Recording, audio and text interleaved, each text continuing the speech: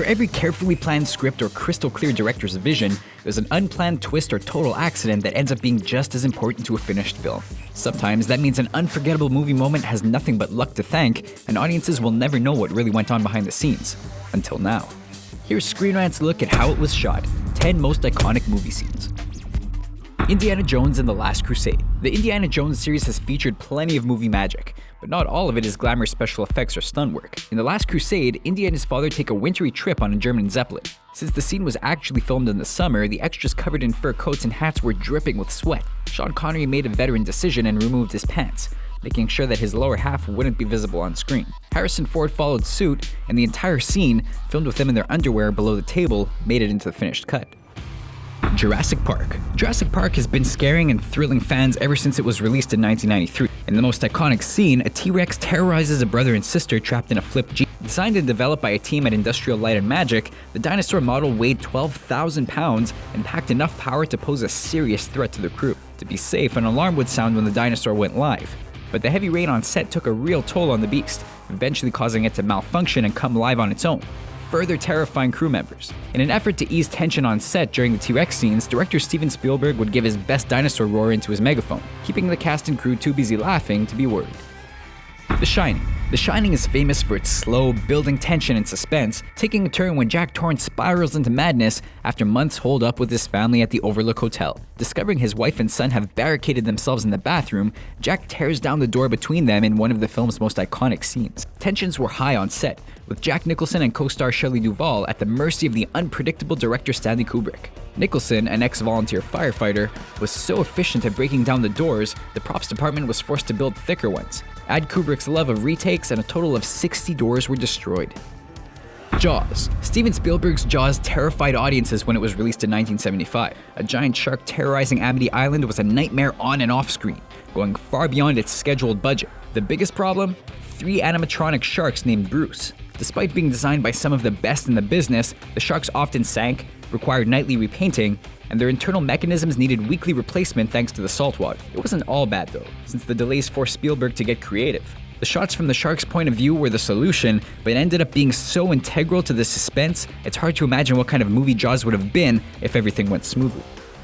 Mad Max, Fury Road. George Miller is the definition of a hands-on director, so when it came time to make his vision for a modern Mad Max a reality, he was glad his 150-person stunt team felt the same way. Fury Road was years in the making, but the constant delays were a blessing in disguise for stunt coordinator Guy Norris. With so much time to prepare, the team figured out how to execute stunts safely and flawlessly. Never one to cut corners, Miller also had the safety team from the Olympic opening ceremony on hand, erasing enough danger to let the actual actors perform some of their own stunts. While the entire end chase is visually stunning, it's the polecats who stand out, swinging like pendulums and plucking victims out of their seats. It's not CGI trickery either. The polecat team trained for 8 weeks with former members of Cirque du Soleil, becoming experts by the time the cameras started rolling. Apocalypse Now. Francis Ford Coppola's Vietnam epic is considered one of the greatest films ever made, but it didn't come easy. The production ran into too many problems to count, but Martin Sheen being struck with a heart attack from the grueling schedule was easily the worst. The director kept it quiet and flew Sheen's brother to the set to act as a stand-in until the star could recover. To see the toll it took, audiences just have to watch the opening scene, where Martin Sheen isn't acting, he really was drunk, really did slice his hand open on a broken mirror, and really did collapse in tears, later attacking the director off camera.